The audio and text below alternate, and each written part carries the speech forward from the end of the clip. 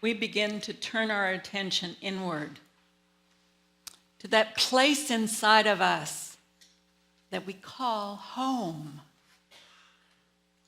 That place where we know we are more than our thoughts.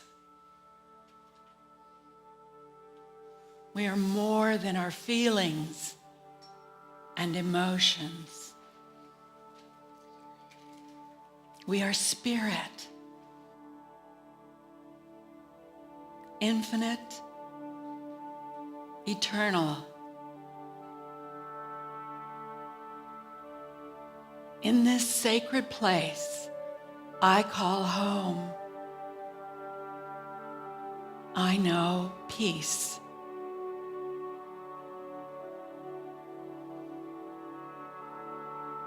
I know love. And I know the joy of connecting. I am one with everyone and everything.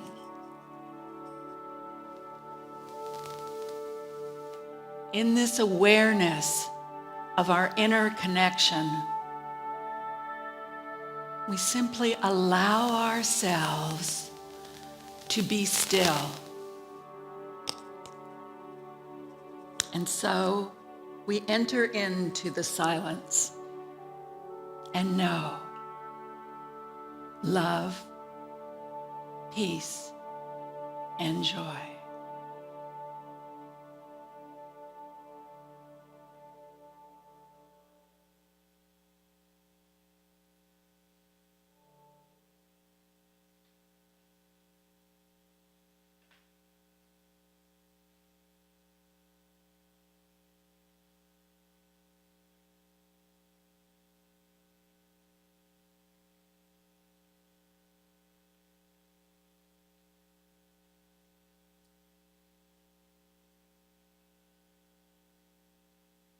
In this moment, I allow the peace that is me to vibrate out around this world. I ask myself, who can I share love with today? I joyously celebrate this precious gift of life that we now share. And I rejoice in knowing I am that I am. Amen.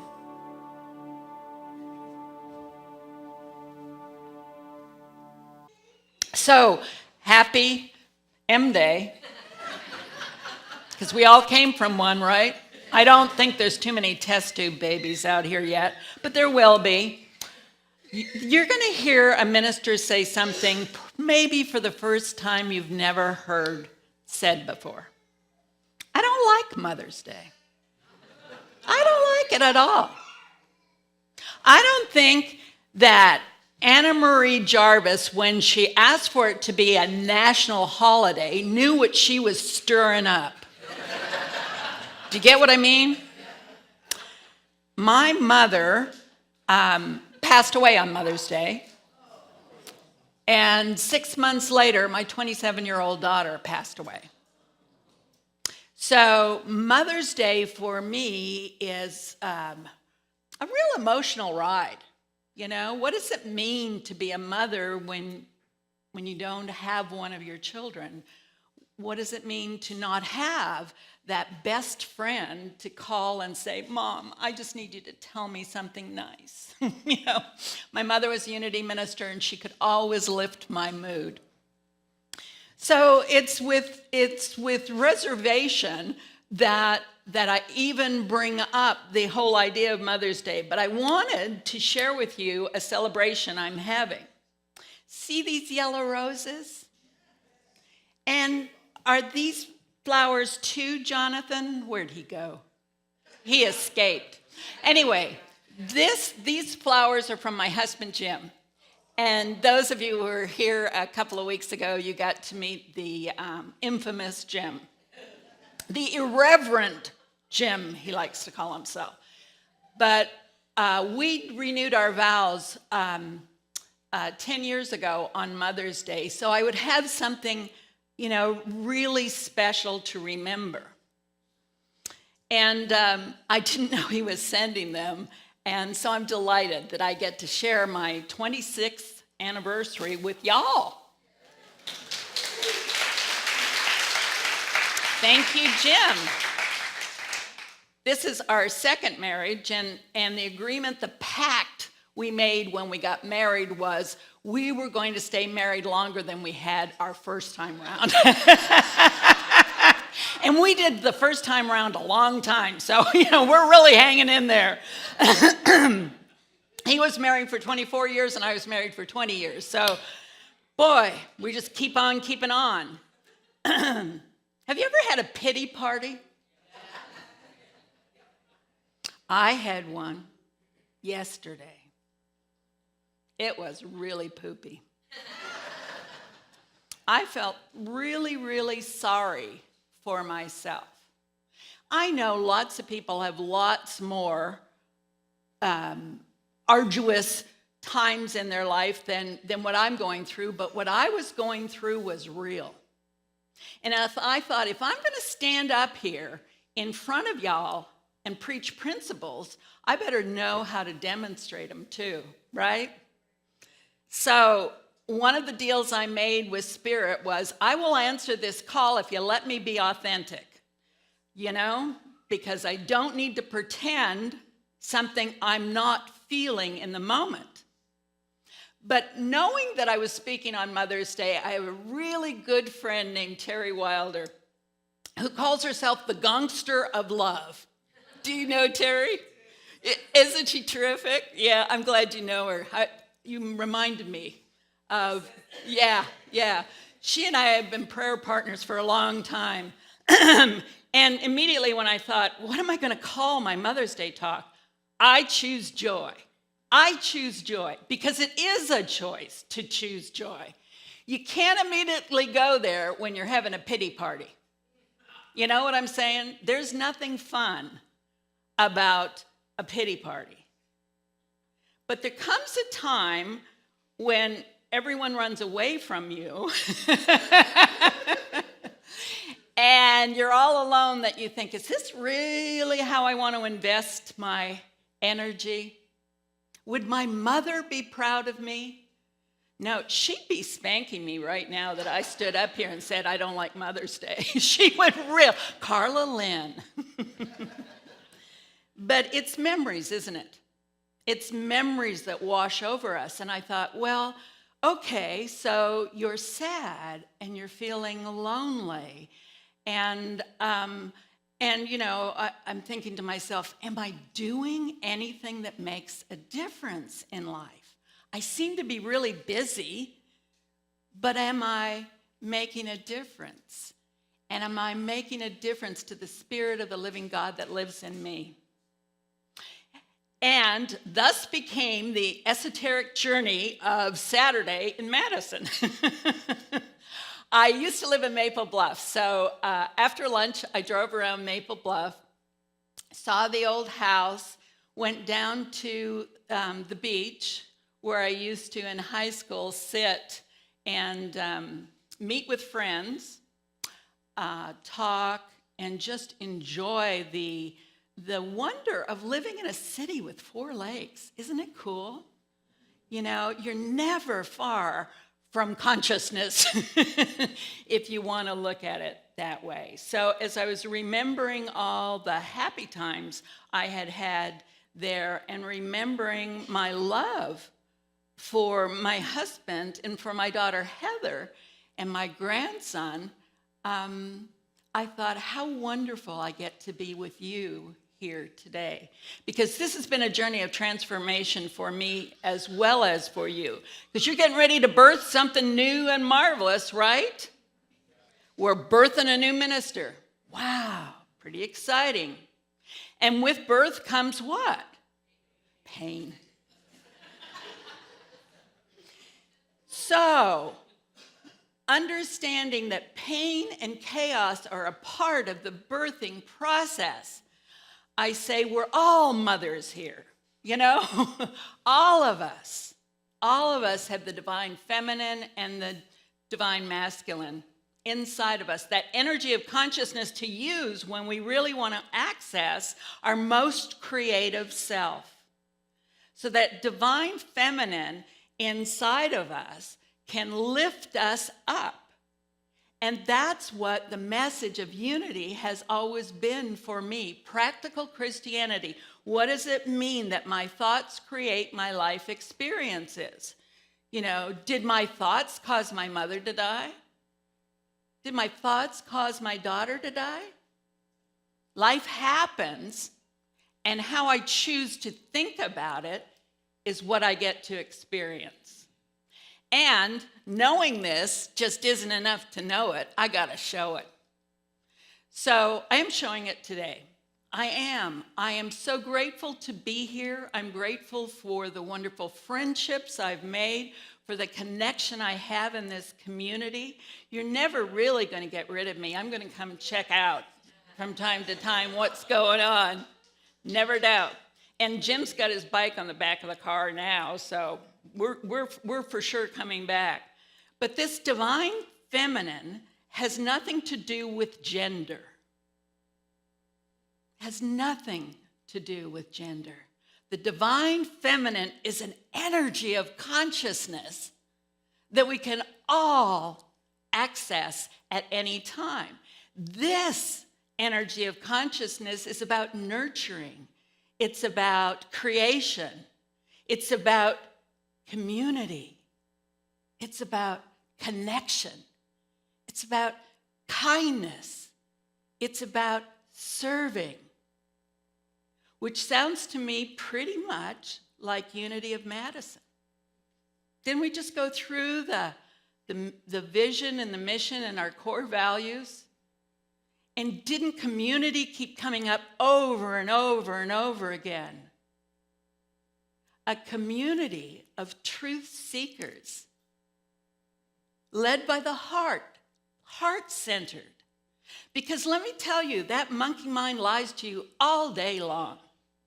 We all have a courageous heart and a chattering monkey mind that wants to limit our experience. So while I was having my pity party, I thought, okay, enough is enough. I choose joy. Terry Wilder, sing to me. I choose joy.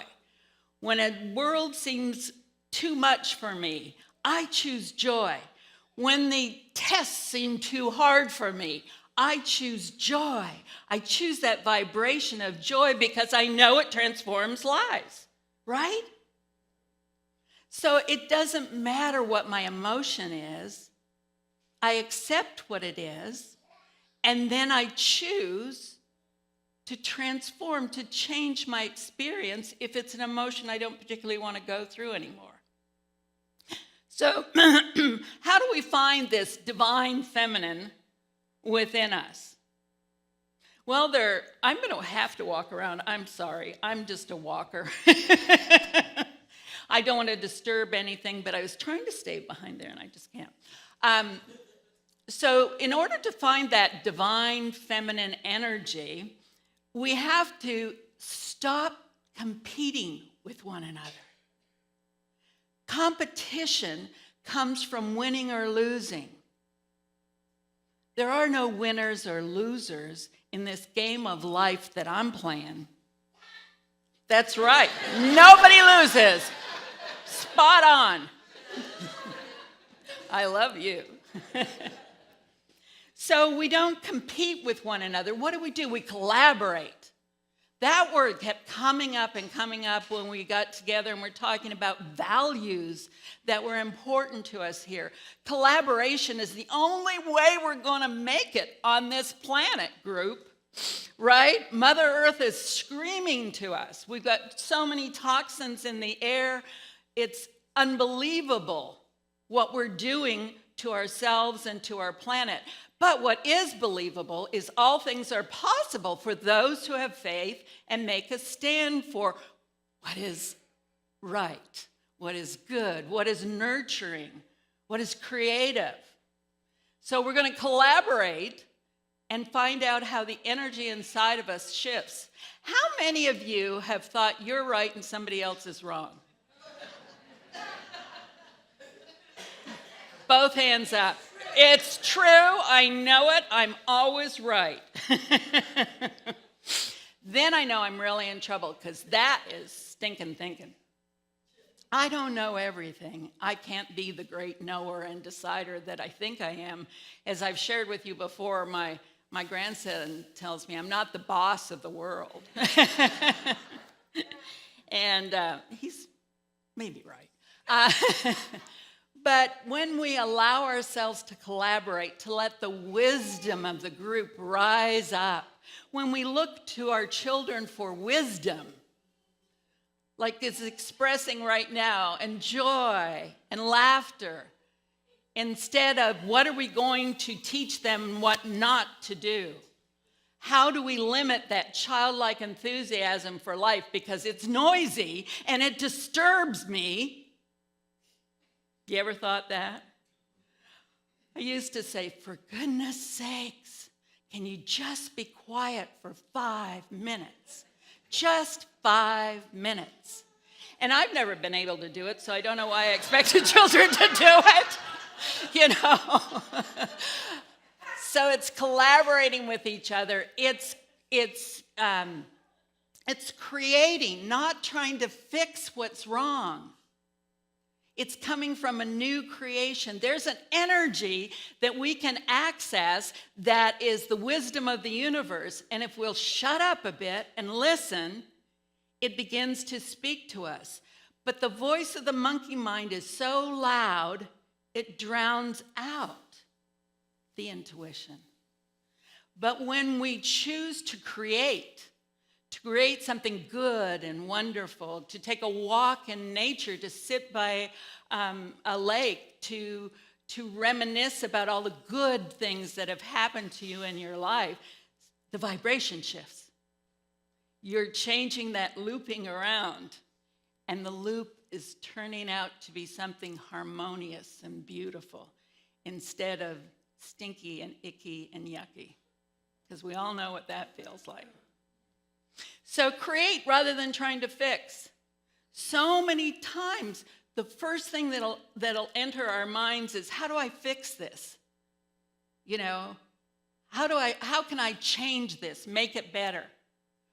Well, how about what can I give to this that allows more beauty to come forth in life?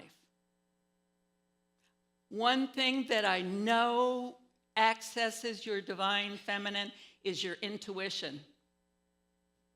Your heart, your body will never lie to you, my friends. Do you know what I mean? You know when you go, ooh, the energy here is really yicky. That's not your mind. That's the mind of your heart saying, ooh, something's going on here you might want to observe, become curious about, see what you're thinking about. Your body is where you access that intuition. And what does the intuition sound like? Does it yell at you? No. It's soft, it's gentle. There's breathing room. Anytime you find yourself having difficulty breathing, know that you're listening to monkey mind. The chatter has taken over. It now resides throughout your body. Woohoo! Not so much fun. And when you listen to that soft, gentle voice that allows for you to have breathing room, it also has a gentle sense of humor. You know, we take everything so seriously, don't we? Life is a precious gift. That's one thing Mother's Day always does for me. It reminds me how short and how precious life can be, and how important it is to love one another. So before I get all weepy, which I don't want to do, I'll share with you one more personal story. When I got up this morning, and I get up really early, I started texting people that I appreciate how they love me and what they do for me. Terry Wilder was one, and real early in the morning, I got on Facebook because I find Facebook is a great way to connect with people you don't see all the time.